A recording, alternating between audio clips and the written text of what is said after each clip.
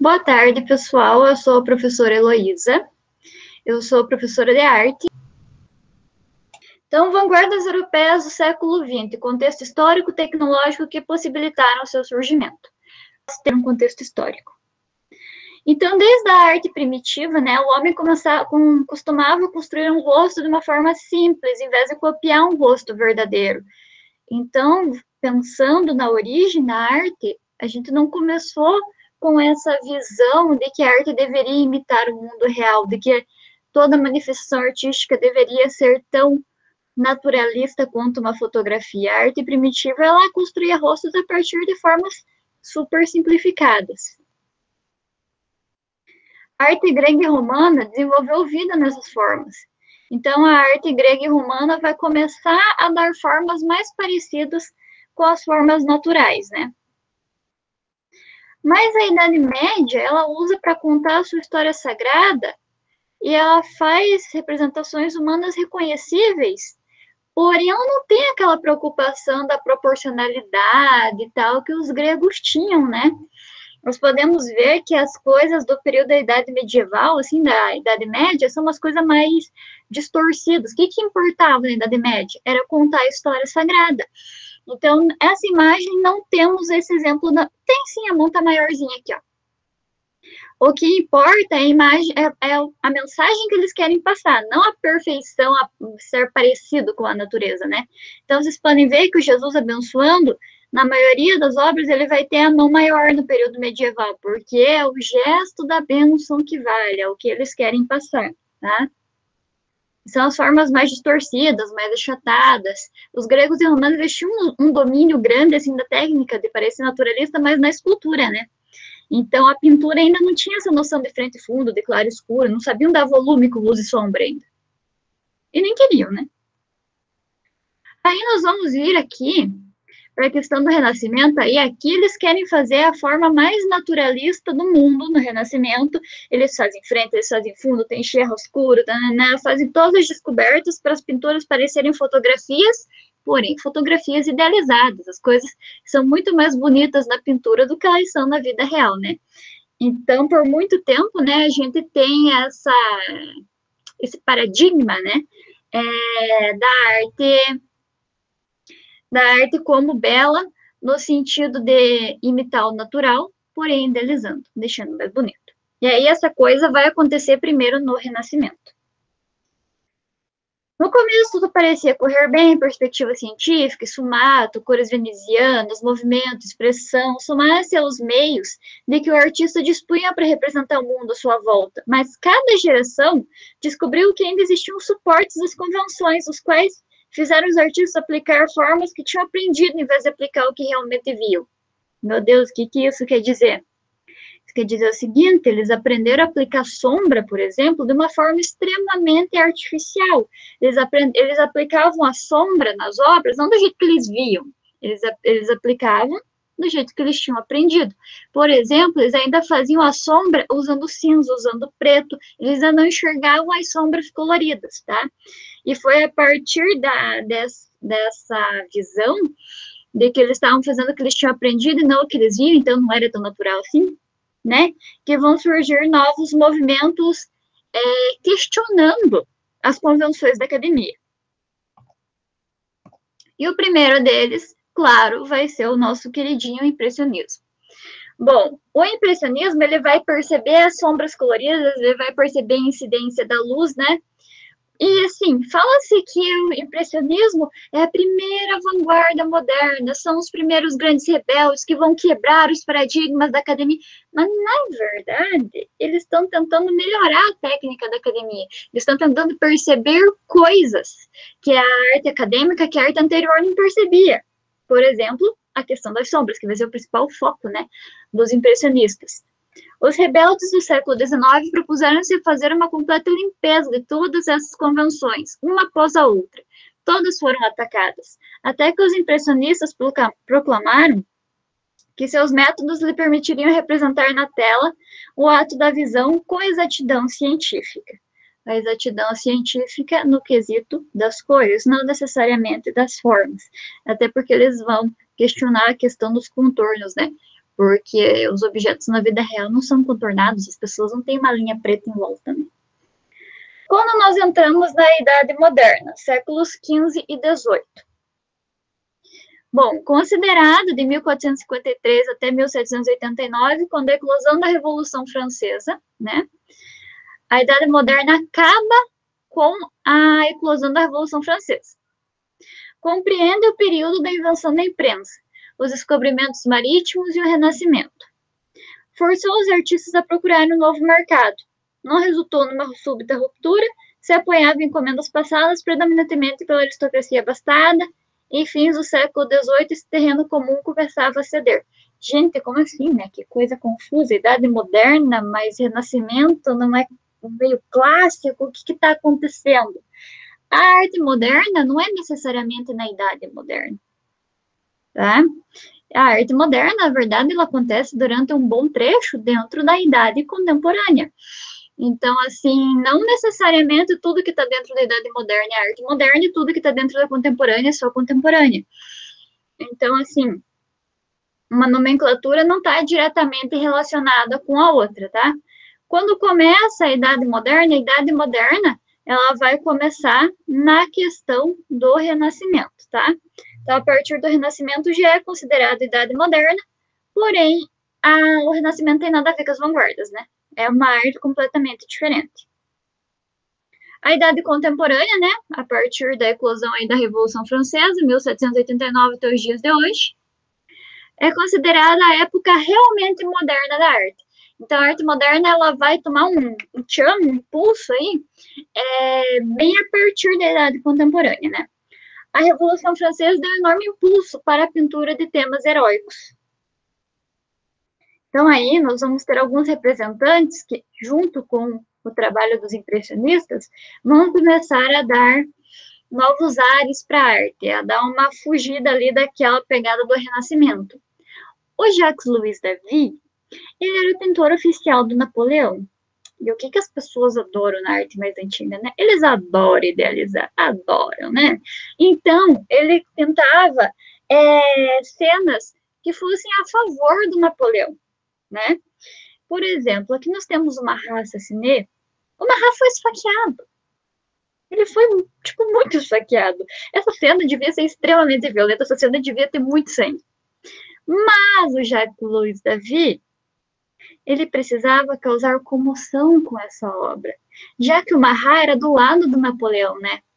Então, para defender o Napoleão, ele tinha que fazer as pessoas terem dó da morte do Marat. Não era para ser uma cena agressiva, era para ser uma cena comovente, né?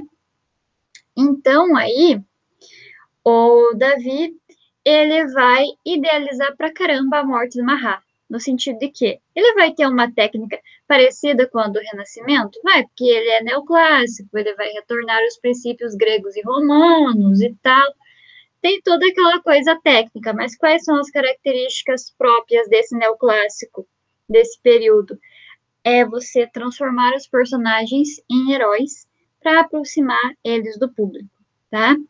Então, vocês devem lembrar da obra da Pietà, que é uma escultura onde nós temos Jesus morto nos braços de Maria, né? É a escultura do Jesus morto, né, adulto, nos braços de Maria. E ele está bem nessa posição, sabe? Então, para sensibilizar as pessoas, né, o Davi representa o Marat na mesma pose que Jesus aparece morto na obra de Pietà. Nós vamos ter como representante aqui do romantismo, né, o Goya. Ele faz representações violentas e ele já desapega daquela arte formal, como o neoclássico era uma arte formal. Ele faz uma pincelada mais solta, cores mais agressivas, pinceladas mais agressivas, e ele retrata cenas como Saturno devorando seu filho, que são cenas violentas. Tem gente que pensa, é movimento romantismo, nossa, coraçõezinhos namorados. Não. Ele é o período do romantismo, ele é um período muito expressivo. E não são expressões positivas, good vibes, né? São expressões mais violentas, como Saturno devorando seu filho. Tá? Aí nós vamos ter o Turner. O Turner, Ele é o cara das paisagens. O Tanner também é considerado romântico. Então, nós temos o romantismo ali do Goya e nós temos aqui um romantismo do Tanner, que são completamente diferentes o trabalho de um artista e do outro, mesmo que se guarde, mesmo que se encaixe dentro do mesmo movimento, né? Então, chuva, vapor e velocidade. Como eu falo, é um período muito expressivo, né? Muita sensação, sensações, inquietudes e tal. Então, ao invés de ele desenhar o trem bem definido, ele desenha a sensação que ele tem dessa mistura da chuva, do vapor, da velocidade. Então, ele passa a expressão do que ele percebe, a percepção visual imediata dele. Assim, tendo uma grande influência da percepção imediata que os impressionistas tinham das coisas, né? Aí nós vamos ter o Constable, não sei falar o nome dele, que ele é romântico também, só que ele faz umas paisagens mais de boa, umas paisagens mais, entre aspas, normais, né? Só que ele ainda tem uma expressividade no gesto do pincel, que as coisas não são bem definidas, bem fechadinhas, não tem toda aquela linha. Então, por mais que ele tenha uma técnica assim mais demorada, ele ainda se encaixa dentro do romantismo. Nós vamos ter o Delacroix, né? E aí, falando da Revolução Francesa, nada melhor do que a liberdade guiando o povo, né? Então, o Delacroix, ele vai fazer as obras dele com acontecimentos históricos, principalmente, né? Que falando da Revolução Francesa, a liberdade guiando o povo. Ele tem toda uma composição trigonal aqui para você ter o seu olhar direcionado para o centro da tela, tem toda uma simbologia e tal. E aí aqui tá todas as pessoas violentadas e a liberdade pisando por cima. A questão do movimento aqui, vendo as coisas na direção diagonal, até o mendigo sem calças aqui tá na direção diagonal e tal. Nós vamos ter no realismo o Courbet. Courbet é polêmico. Por quê? Porque ele pinta o povo, que a galera só gostava de pintar quem era rico. Ele só pintava uma burguesia, tema histórico, tema não sei o quê. Era só coisa assim extremamente relevante. E o Courbet vem e pinta o cotidiano, simples. Ele pinta o camponês, ele pinta o pobre trabalhando. E isso é o realismo, é a realidade social. E aí, essa obra dos caras quebrando pedra aqui, ela foi tão polêmica que ela foi destruída durante a guerra. Construída durante a Segunda Guerra, porque ela foi extremamente polêmica. Porque parecia um absurdo você retratar pessoas comuns em atividades comuns. Então, esse era o papel aí do realismo, né? Então, o Courbet, ele era extremamente polêmico porque ele retratava o cotidiano. E as pessoas achavam um desperdício, né?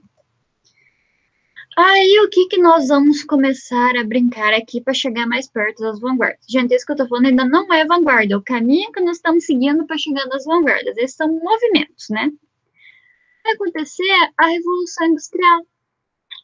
E aí, no século XIX, vai surgir a eletricidade, vai surgir a locomotiva a vapor, vai surgir o telefone, vai entrar a mulher no mercado de trabalho, a fotografia vai se popularizar com a maquininha da Kodak, e vai surgir o cinema com os irmãos Lumière. Então, você pensa que era uma rotina antes de um trabalho mais voltado para o campo, a mulher ficava em casa, cuidando da família, tudo era muito demorado, as pessoas se deslocavam a pé, a cavalo, a carroça, e de repente tudo isso daqui tornou tudo muito mais ágil, encurtou as distâncias, você se comunica rápido pelo telefone, você chega mais rápido de trem, as mercadorias chegam de trem, a mulher saiu de casa, a mulher foi trabalhar, a eletricidade chegou, então a rotina mudou completamente, né? Então as coisas se aceleraram a partir da Revolução Industrial, as coisas se modificaram muito, tá? E aí a pintura não precisava mais ficar copiando o real, né? Não precisava mais ficar copiando o mundo natural. Porque a fotografia fazia isso em dois palitos, por que eu vou ficar um ano pintando o que a fotografia já faz? Então, assim, meio que os pintores perderam o nicho de mercado, tipo, putz, agora, o que vão querer na minha pintura, né? Se eles têm a fotografia ali.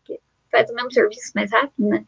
Então, aí, acabaram tendo outras motivações de pintura, e não mais ficar copiando o mundo real. A Primeira e a Segunda Guerra Mundial vão influenciar muito no comportamento humano e na percepção do mundo.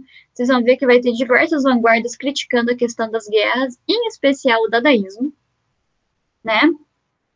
Opa! O que tornava as coisas piores era a Revolução Industrial e o declínio do artesanato, porque antes as coisas eram muito manuais, assim, artesanato, aquela pintura lenta e tal. E aí veio as fábricas e tudo pronto, tudo de mão beijada, assim, e, putz, o que eu vou fazer agora, né? Já tem tudo pronto. E aí acendeu uma nova classe média, acendeu a burguesia, que antes não tinha burguesia, e ela carecia de tradição e produção de bens vulgares e pretensiosos mascarados de arte. Tinham acarretado deteriorização do gosto do público. As coisas mudaram completamente, né? Porque a sociedade mudou, tudo se acelerou, e aí os artistas ficaram tipo, meu Deus, né? Entre os artistas, por outro lado, tornou-se um reconhecido passatempo chocar burguês, né? Que eram os artistas revoltos. Obrigá-lo a sair de sua complacência e deixá-lo perplexo e bestificado. Os artistas começaram a ver como uma raça à parte deixava crescer longas cabeleiras, barbas, vestiam-se de veludo, usavam chapéus de abas largas, em vez de gravata, ou nó largo ali, esvoaçante. Então, assim, os artistas perceberam que agora que a fotografia já fazia a cópia do mundo, que eles precisavam de uma individualidade, que cada artista ia precisar da sua marca mais do que nunca.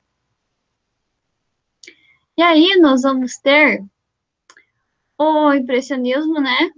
Que assim, ele é vanguarda, ele não é vanguarda, tem autor que diz que sim, tem autor que diz que não. Ele tentava aperfeiçoar o que as academias não conseguiam, porém, ele ainda fazia uns esquemas que brigavam com a academia. Então, vamos considerar aqui o impressionismo como vanguarda. Então, qual que é o principal intuito do impressionismo? Luz, cor, luz, cor. É assim. O impressionismo, ele tem que pintar rápido antes que a cena se modifique. Porque se a cena se modificar, a luz vai se modificar. E aí a pintura não vai ser mais a mesma. Então, eles saem do ateliê, eles vão para as ruas e eles começam a pintar ao ar livre de uma forma muito rápida. E eles não misturam, eles não pegam a paleta e misturam as cores antes de aplicar. Não. Os impressionistas, eles trabalham apenas com as cores primárias, tá? Alguns trabalham com o primário do pigmento, outros trabalham com o primário, alguns trabalham com o pigmento opaco, outros trabalham com o pigmento transparente, tá? Aqui está o pigmento opaco normal. O que isso significa? Significa que para fazer essa tela, o Monet, ele usou só azul, amarelo e vermelho. E ele não misturou. Ele não misturou nem na tela nem antes. Ele só fez as pinceladas muito próximas uma das outras. Aqui, gente, aqui não tá laranjado. Não, aqui tem pincelada amarela e pincelada vermelha muito perto uma da outra. Não que ela tá misturada, ela tá perto. E aí, quando você olha de longe, a cor se mistura no teu olho, né? Uma mistura óptica da cor. Aqui, a igreja, né? Essa aqui é uma capela que tá retratada na pintura. Ela não é preta. Ela não é marrom. Ela é o uso das três cores primárias juntas, porque quando você usa azul, vermelho e amarelo, você tem o cinza neutro.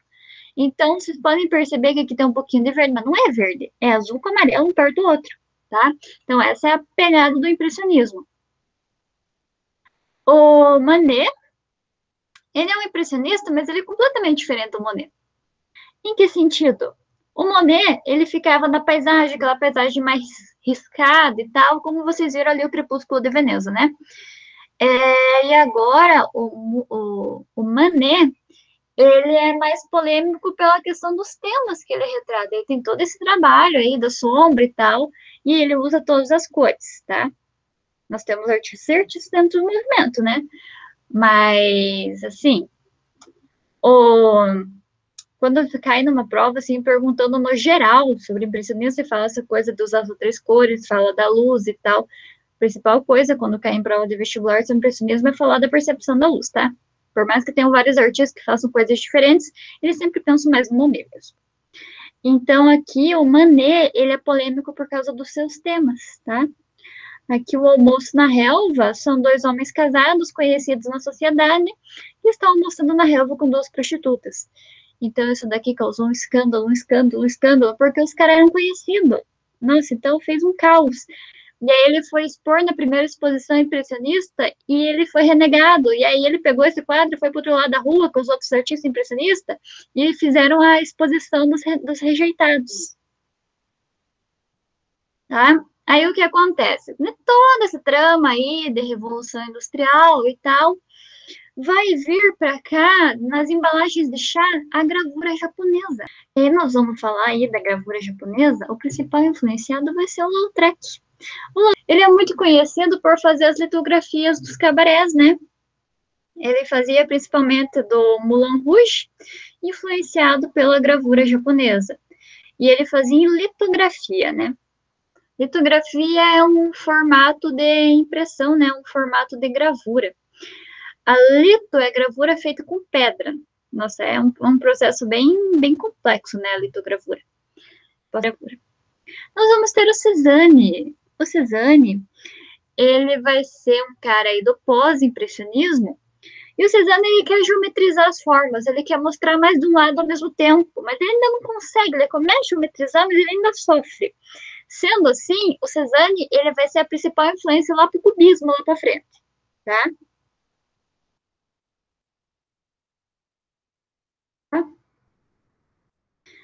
No pós-impressionismo, tem o neoimpressionismo. Neoimpressionismo é o famoso pontilhismo, né? E o Serral vai ser o principal, cara. Lembram lá que o Monet, ele começou a brincar de usar só três cores e fazer uma perto da outra, aparecer uma terceira cor e tal, se misturar no olho? Aqui o Serra vai deixar isso perfeito. De que modo? Gente, tudo isso daqui só tem azul, vermelho e amarelo. Só que são pontos muito pequenininhos e muito próximo um pontinho do outro, tá?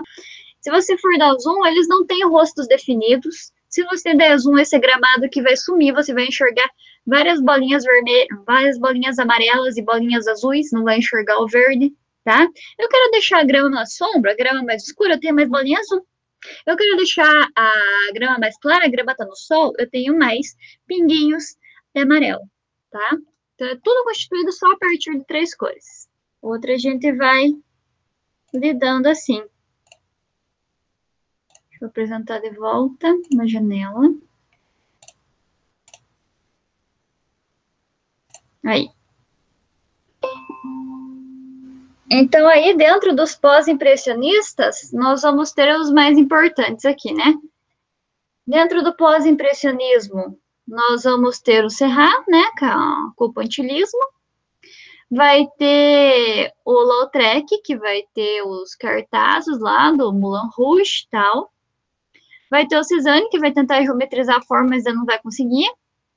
Vai ter o Gauguin, que o Gauguin é fauvista. No fauvismo, eles usam as cores chapadas, assim, eles dão uma pirada que depois vai influenciar no surrealismo. E nós temos o Van Gogh. O Van Gogh, ele é impressionista, ele é expressionista, ele é pós-impressionista, ninguém sabe. Que assim, né? A gente tem que ter a noção de que o artista não nasce no movimento e morre no movimento. Tá? Eles vão se desenvolvendo, eles vão passeando de um movimento ao outro, assim. Não necessariamente a gente precisa enfiar eles numa caixinha. A gente coloca na caixinha por convenção. Mas, assim, você vai pegar o Picasso desenhava os arlequins, os personagens do circo, quando ele era novinho, com uma perfeição, assim, com naturalismo, com uma coisa bonitinha. E aí chega no cubismo, ele faz as coisas completamente desconstruídas, completamente diferente. Não é porque ele faz uma coisa desconstruída na fase mais famosa que ele não sabia pintar de uma forma mais convencional. Ele sabia. Então a gente tem que entender assim que os artistas passeiam entre os movimentos. Então Van Gogh faz parte de vários. Tá? Então agora finalmente a gente chega nas tais das vanguardas europeias do século XX. Vanguardas europeias do século XX.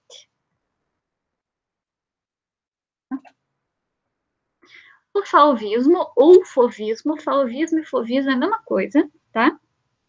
O cubismo, o futurismo, o expressionismo, o dadaísmo, o surrealismo e o expressionismo abstrato.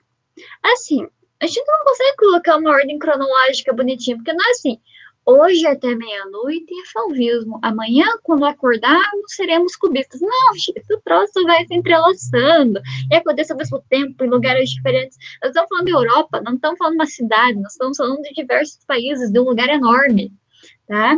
E por mais que ainda não fosse tão intercomunicado, assim, já era início da globalização, então eles já conseguiam se comunicar e trocar ideias, e o negócio ia fluindo.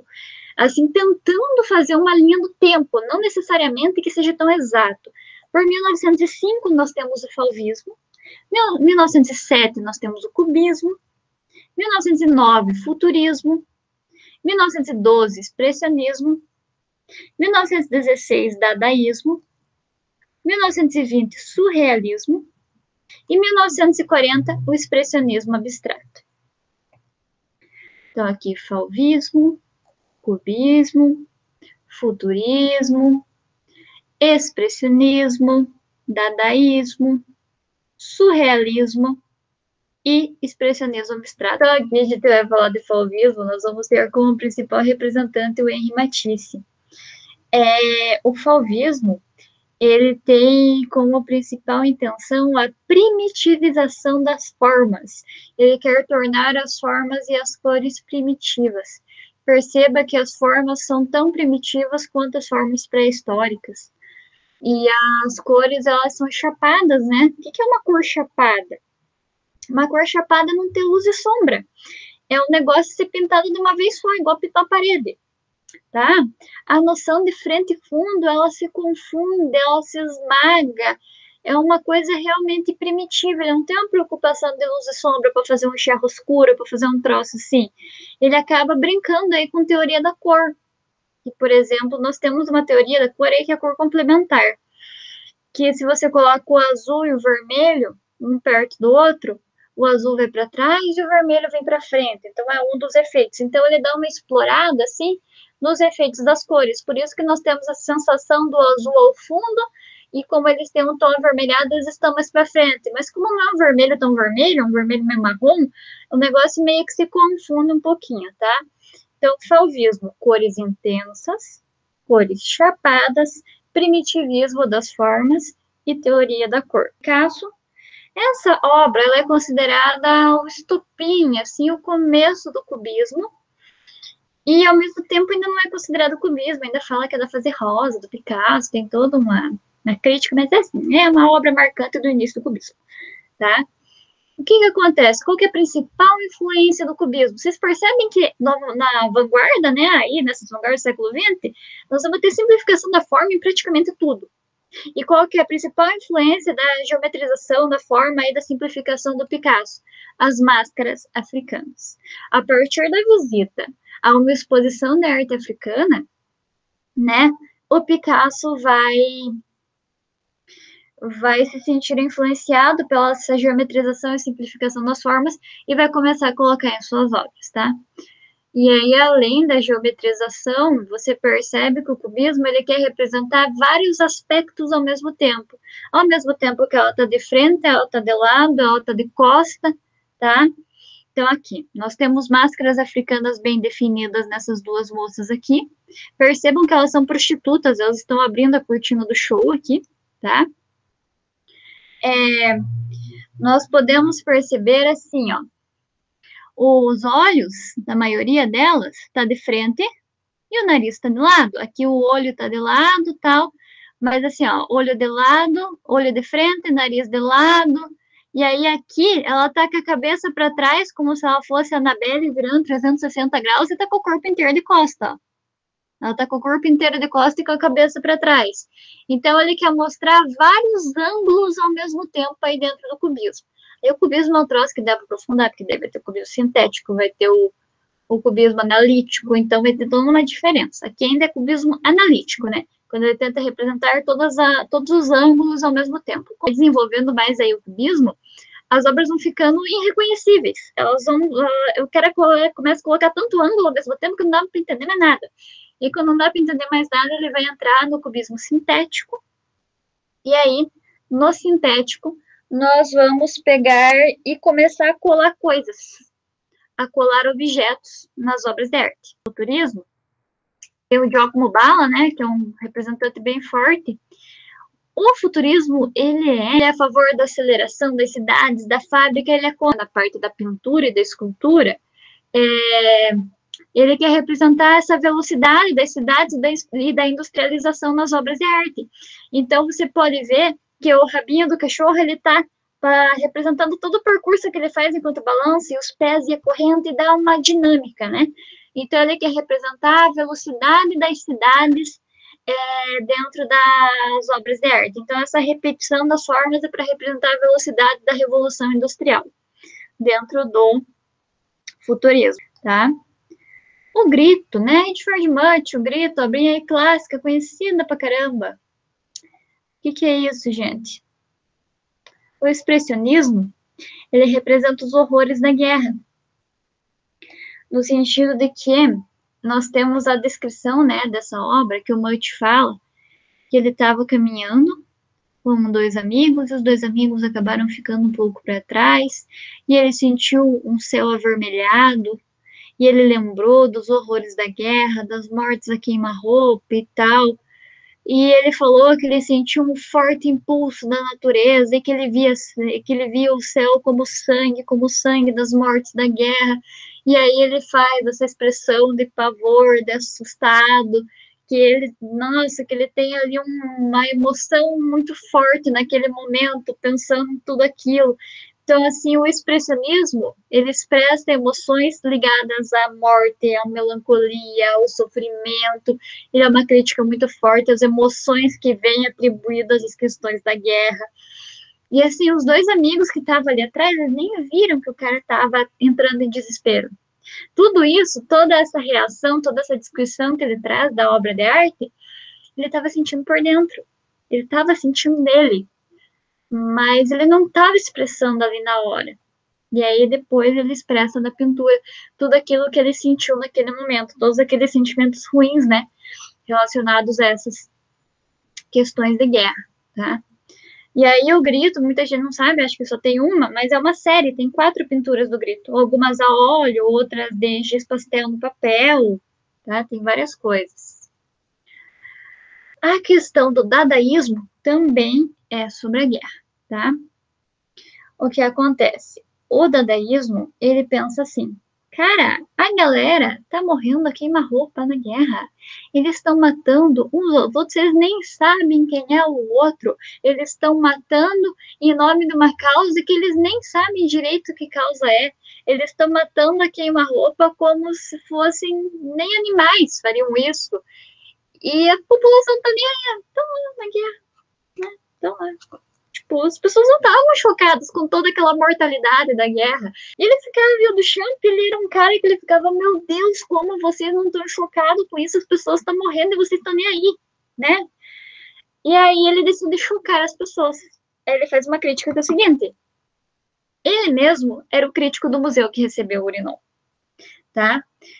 Então aí o Duchamp faz o seguinte, ele vai lá, ele compra o urinol na loja, um produto pronto, produzido em série, ele assina com o R. Much, por quê? Porque não podia colocar o próprio nome, ele quer julgar, né? Ele fingia que era de outra pessoa. E ele mandou pro museu. E daí, quando chegou no museu, a comissão aí, que devia receber a obra, ela não queria aceitar, mas ele argumentou, porque não sei o que, ele falou que era arte.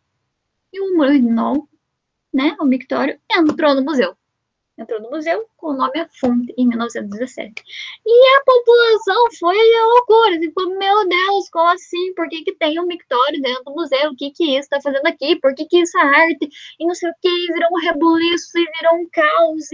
E nossa, aí ele meio que falou assim, tipo, gente, que o coitado do mictório tá ali no museu bonitinho, né? Por que ele tá incomodando vocês e a galera morrendo não tá? Era basicamente essa a crítica do dadaísmo. Por que uma coisa que não faz mal para ninguém, que só tá ali, por que ela tá incomodando tantas pessoas e a morte da guerra não tava? Por que isso está causando mais caos do que a própria guerra? Por que vocês estão se movimentando mais por causa disso, em vez de pensar nas mortes da guerra, e estão deixando que as pessoas morram lá e azar delas, sabe? Então, é essa a reflexão do dadaísmo. E aí, o dadaísmo, né, vai fazer várias obras desse gênero, de pegar o objeto pronto e transformar em obra de arte, que vai ser, né, os ready-mades, né, que é o objeto pronto. E aí, eles vão fazer performance, eles vão fazer umas coisas, umas provocações. E enquanto o pessoal se chocava, o dadaísmo funcionava.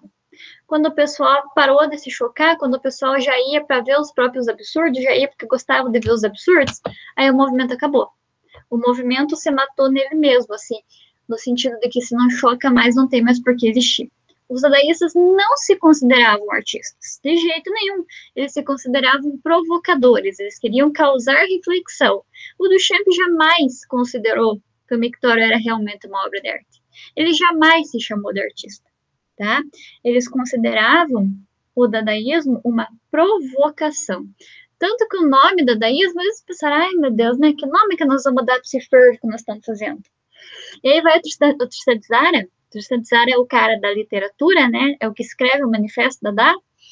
E desliza o dedo no dicionário e cai lá a palavra Dada.